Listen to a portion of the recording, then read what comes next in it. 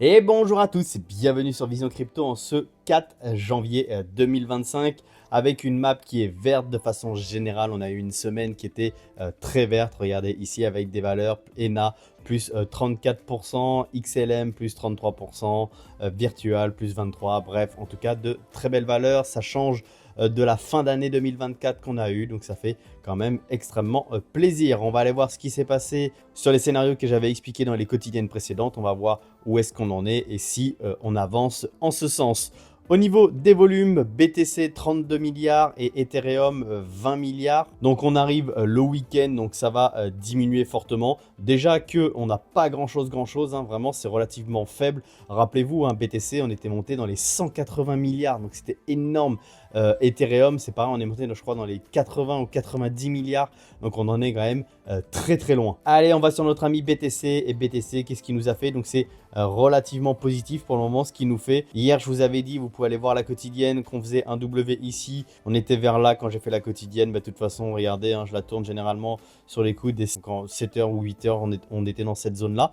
Et donc, je vous avais dit qu'on avait cassé justement ce plus haut, qu'on pouvait faire un pullback dessus, et en plus il y avait une confluence entre le fait de revenir ici et le fait de revenir sur la moyenne mobile 50, et vous voyez on a fait quasiment ça parfaitement. On est bien revenu ici sur la neckline, on n'a pas touché réellement la moyenne mobile 50, mais bon c'est tout comme, hein, et faire un rebond, et c'est ce qu'on a fait, et on a vraiment été validé du coup le fait qu'on a cassé, on a break ce plus haut. Maintenant le plus haut qu'il faut vraiment casser, c'est celui-ci, pour vraiment valider une structure de retournement et potentiellement aller chercher cette RLZ short qui est ici. Et je vous rappelle toujours le scénario, hein. Donc c'est le scénario que j'avais déjà prédit il y a pas mal de temps. Il était ici, c'est juste que on l'a étalé dans le temps. Donc d'ailleurs, ce que je vais faire, hop, je vais le supprimer, je vais le redessiner comme ça. Et c'est pour les personnes qui suivent les quotidiennes, vous savez très bien ce que j'ai fait. Et de toute façon, les anciennes quotidiennes restent. Donc vous pouvez totalement aller les voir. Donc on va redessiner ça à aujourd'hui, et donc on pourrait très bien aller breaker donc cet ancien plus haut ici, faire un pullback dessus également avant de repartir et d'aller chercher cette RLZ. Donc là je me suis un petit peu étalé, et d'ailleurs je vais même le refaire, hop hop, parce que je pense qu'on peut aller beaucoup plus vite. Je pense qu'on peut vraiment faire un truc comme ça pour aller ici, là. Voilà, ici. Pourquoi? Parce que à la fois, on serait encore dans la RLZ short ici, et en plus, on irait tester le bas du canal, exactement comme on avait fait ici. Vous voyez, ici, je l'avais entouré déjà, et on a été testé pile poil l'entrée du canal. Et je pense qu'on pourrait faire exactement la même chose avant, potentiellement, de se faire effectivement rejeter et d'aller chercher, vous connaissez mon scénario, toute la liquidité qui est au sud. Et oui, je sais que je vous agace avec ce scénario d'aller chercher la liquidité au sud, mais il y a quand même beaucoup de liquidité, et je vois pas pourquoi on n'irait pas les chercher. Je parle pas forcément d'un scénario catastrophe où on va vraiment très bas, mais juste d'aller chercher avec une mèche toutes les liquidités qui sont au moins au niveau des 85 000, 86 000, et après repartir. Mais on va aller voir sur la map de liquidité, il y a quand même beaucoup de liquidité au sud. Ça me paraît bizarre de décoller sans qu'on aille chercher cette liquidité là. Après, bien entendu, le but du marché, c'est de surprendre un maximum de personnes, et donc s'il y a beaucoup de personnes qui voient le scénario en allant chercher la liquidité ici,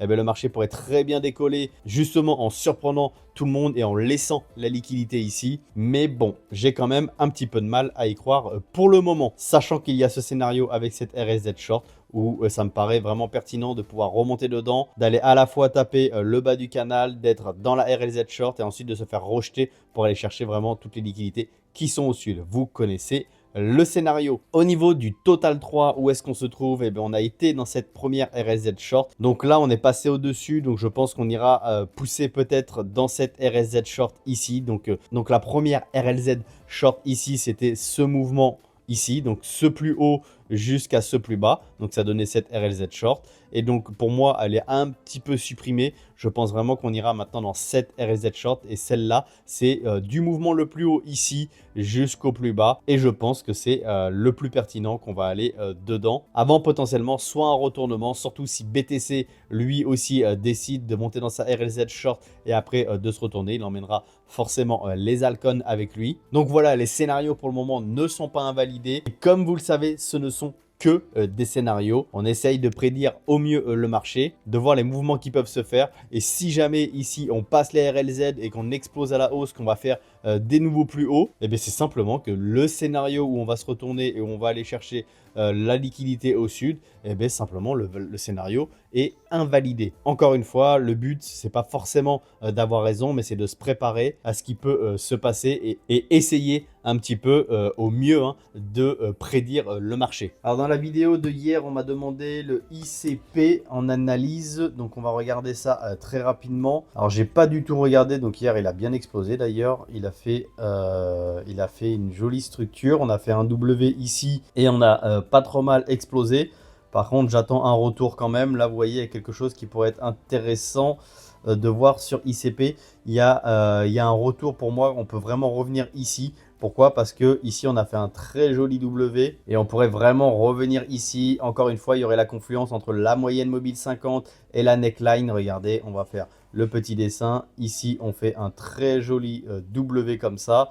Ou ici, on a break la neckline. Et donc, on pourrait potentiellement revenir ici où on viendrait à la fois sur la moyenne mobile 50 ici et à la fois sur la neckline ici avant de reconstruire potentiellement quelque chose de haussier et d'aller chercher un nouveau plus haut. Donc voilà ce que je vois. Après, si je me mets plutôt en 4 heures, on peut regarder grâce au retracement de Fibonacci, hop, voir où est-ce qu'il était.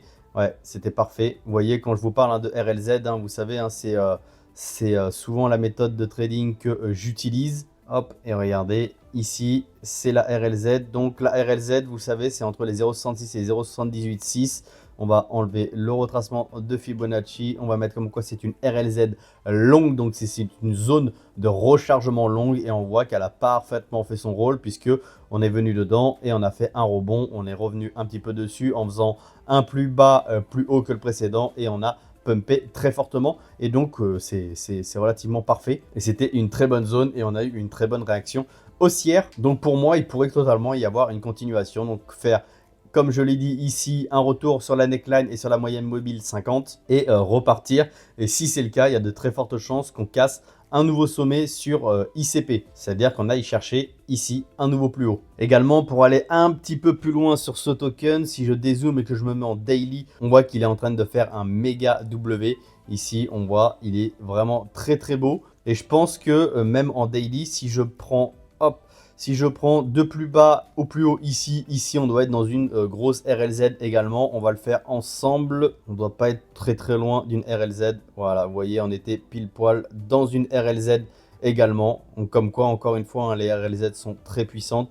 Si je me mets comme ça, hop, vous voyez qu'on était parfaitement dans la RLZ longue. Hop, parfait. Et donc, il y a eu une très bonne réaction également. Vous voyez, on a été plusieurs fois dans la RLZ longue, mais on a fait des bas de plus en plus haut à chaque fois. Donc ça, c'est quelque chose de plutôt bullish. Et vous voyez que d'ailleurs qu'on a explosé. Retracement. Bizarrement, on retrace où?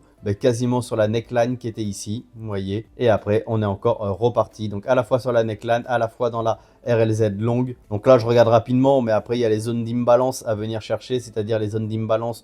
On peut, par exemple, checker, vous voyez, il y avait une grosse imbalance ici à venir combler. Donc, il y avait encore plus une confluence à revenir dans cette zone. Et bien, on l'a complètement comblé, notamment avec cette mèche où on est descendu très vite, mais vous voyez qu'on a été très vite ravalé. Donc, comme ça, l'imbalance est entièrement comblée et après, on est reparti. Là, vous voyez le fait qu'on revienne ici sur la neckline et même peut-être un petit peu en dessous, vous voyez ici. Ça permettra également de combler l'imbalance qu'on vient de créer ici en daily. Et généralement, les imbalances sont au moins comblées à 50%. Et le fait de revenir ici, on comblerait l'imbalance à 50%. Donc, il y a de très très fortes chances de refaire cette petite chute avant de repartir. Voilà pour le token ICP. J'espère que j'ai aidé les personnes qui m'ont demandé sur ce token. Bien entendu que le token est conditionné à ce que le marché va faire et ce que BTC va faire. Mais pour le moment, il est dans une bonne structure de retournement haussier. Et donc, il y a de très fortes chances que de toute façon, il explose ce plus haut ici. Et une fois qu'il va exploser ce plus haut ici, je pense que ça va être un vrai décollage sur ce token. Personnellement, je ne suis pas exposé sur ce token. Donc j'ai pas fait d'analyse plus approfondie par exemple sur la tokenomics, sur la capitalisation ou sur la team qui est derrière. Mais voilà, en tout cas ici graphiquement, je vous ai donné un petit peu toutes les données que je vois. Allez, on va voir donc la map de liquidation. Vous voyez, je suis dans une semaine et on voit toute la liquidité qu'il y a en dessous. Regardez, c'est vraiment beaucoup. Et si je me mets en un mois, vous le savez, il y en a encore beaucoup plus. Regardez ça ici, là, il y en a quand même vraiment beaucoup, beaucoup, beaucoup. Regardez à toute la liquidité qu'on a construite de façon générale. On a vraiment construit beaucoup de liquidité au nord et on a vraiment construit beaucoup, beaucoup de liquidité au sud. Donc, il y a beaucoup de liquidité de façon générale à aller chercher, que ce soit à la fois au sud et au nord, avec quand même un petit peu plus de liquidité au sud. Donc, c'est pour ça que ça m'étonnerait qu'on les laisse intactes. Également, regardez quelque chose d'intéressant. Il y a quelques quotidiennes, je vous ai montré l'order book. Donc là, c'est les ordres qui sont placés. Et je vous avais dit que ici, il n'y avait rien du tout. On était vide, on était un petit peu comme ça là. Il n'y avait vraiment rien, il n'y avait pas d'ordre qui était placé. Et là, regardez comment ça s'est rempli jusqu'aux 100 000. Il y a vraiment pas mal d'ordres qui se sont mis et des ordres qui sont quand même, on parle en BTC. Donc quand on voit, quand il y a 118, c'est 118 BTC. 205, c'est 205 BTC. Et on voit que ça s'est pas mal rempli, 93, 68, 91, tout ça, ça y était pas, hein. 295, 102, 132, tout ça, c'était des ordres qui n'étaient pas là. Et donc là, on voit qu'il y a une volonté quand même à freiner le prix. Ça ne veut pas dire qu'on ne va pas y aller, hein, vous inquiétez pas. Mais il y a des ordres qui se sont fortement mis alors qu'avant, c'était complètement vide comme ce qu'on voit ici. Également, toujours au sud, par contre, on est rempli d'ordres. Regardez tout ce qu'il y a au sud. Donc, on est vraiment très protégé.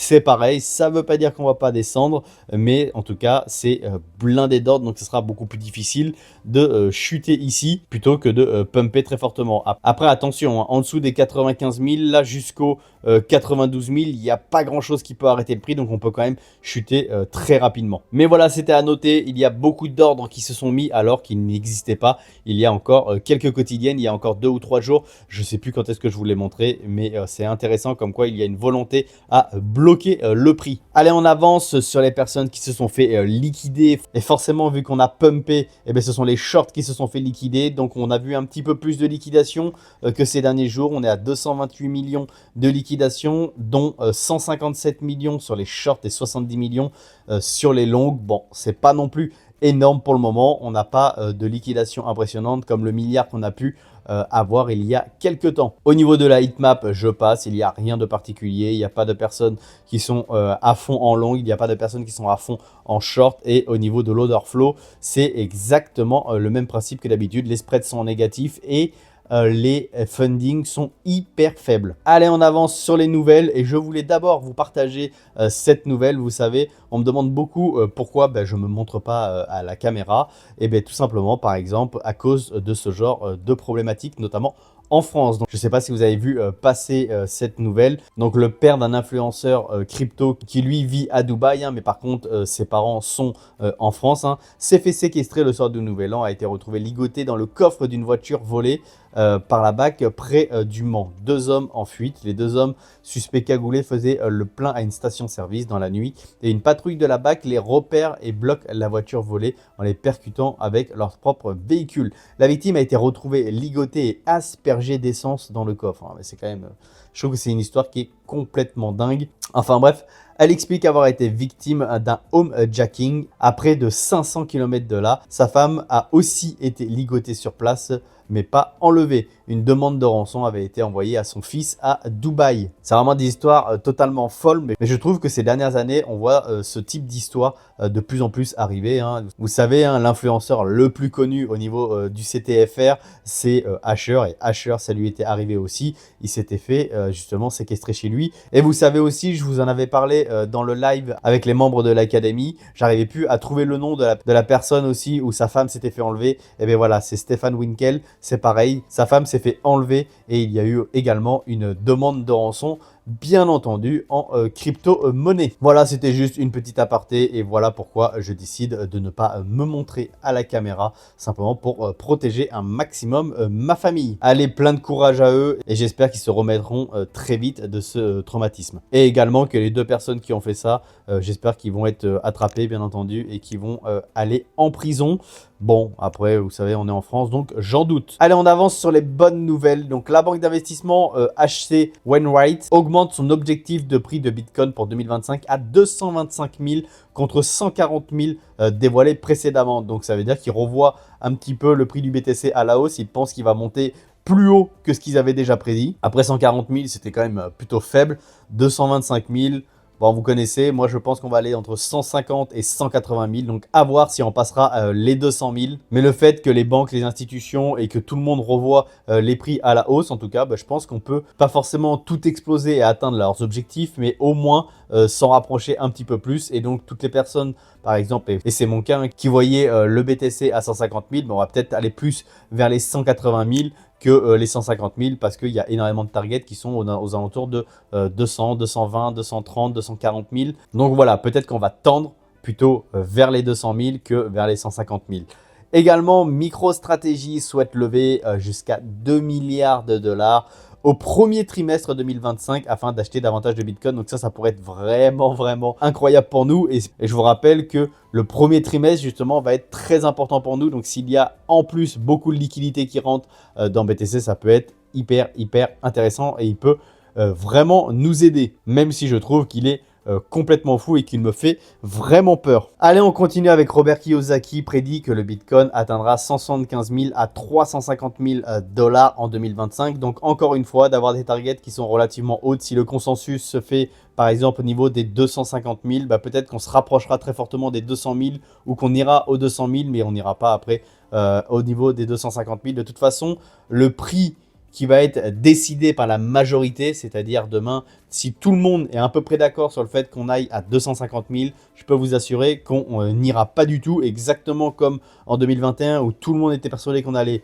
aller aux 100 000, et bien entendu, on n'y a pas été. Le but étant de faire perdre un maximum de personnes et pas d'en faire gagner un maximum. Le marché n'est pas là pour faire gagner tout le monde. Donc actuellement, on est quand même près des 100 000 et regardez, je vous rappelle, le CBBI, vous savez, c'est un indicateur que j'ai déjà présenté sur la chaîne et pour le moment, on n'est qu'à 79, donc il y a encore de la marge. Donc on va encore pouvoir pousser relativement fort. Moi, je commencerai à m'inquiéter quand on sera aux alentours des 90 sur le CBBI. Mais pour le moment, on en est encore loin et c'est un indicateur que je regarde vraiment beaucoup. Allez, dernière nouvelle, Eric Trump, fils de Donald Trump, a rencontré Michael Saylor et déclare sur Twitter: deux amis, une passion, Bitcoin. Alors vous le savez, la famille de Donald Trump a fait le World Liberty Financial. Donc ils sont également dans la crypto-monnaie. Par contre, je ne savais pas qu'ils étaient amis. Alors est-ce que c'est une expression, deux amis, une passion en Bitcoin? Mais je ne savais pas qu'ils étaient amis. Mais en tout cas, je pense que c'est extrêmement positif. Pourquoi? Parce que si le fils de Donald Trump est dans la crypto-monnaie, alors de toute façon, ils sont dans la crypto-monnaie et c'est même la famille Trump de façon générale qui est dans la crypto-monnaie puisque c'est la holding familiale qui a investi dans la crypto-monnaie. Et donc, ce qui est extrêmement positif, c'est surtout que le fait qu'ils soient dans la crypto-monnaie, ils ont tout intérêt à faire le nécessaire pour qu'il y ait une bonne réglementation, une bonne adoption et que les États-Unis fassent le nécessaire pour qu'il y ait une adoption de la crypto-monnaie, qu'il y ait un cadre réglementaire clair et que tout avance dans le bon sens. Voilà, c'était tout pour cette quotidienne. J'espère qu'elle vous a plu, j'espère qu'elle vous a aidé et j'espère que vous avez appris des choses. Si jamais c'est le cas, n'hésitez pas à cliquer sur le bouton abonner. Vous savez comme d'habitude que c'est ce qui donne le plus de force à la chaîne. Vous êtes encore plus de 50% à regarder les vidéos sans être abonné. Donc n'hésitez pas à cliquer sur le bouton abonner, ça me fait extrêmement plaisir et c'est complètement gratuit pour vous. Et également en description, il y a les liens pour rejoindre le canal Telegram qui est entièrement gratuit. Donc n'hésitez pas à le rejoindre. Une question que l'on me pose beaucoup également, c'est de faire des vidéos sur le trading. J'en fais extrêmement peu effectivement. Pourquoi? Parce que déjà, il y a de très fortes chances que vous perdiez votre argent. Et deuxièmement, je pense que c'est pas le moment, surtout à l'aube du bull run et à l'aube de la altcoin season. Je pense pas que ce soit le bon moment. Et surtout, c'est des vidéos que je vais consacrer aux personnes qui vont être membres de l'académie. Comme ça, en plus, je peux au mieux répondre à leurs attentes. On est en cercle restreint. Ils peuvent me poser toutes les questions qu'ils veulent. et je m'efforce d'y répondre au mieux. Donc voilà, c'est normal qu'ils soient privilégiés vu qu'ils sont membres de l'académie. Allez, sur ce, je vous souhaite une excellente journée. Je vous dis à tout de suite dans le canal Telegram ou à demain dans la quotidienne. Et surtout, restez curieux. Ciao!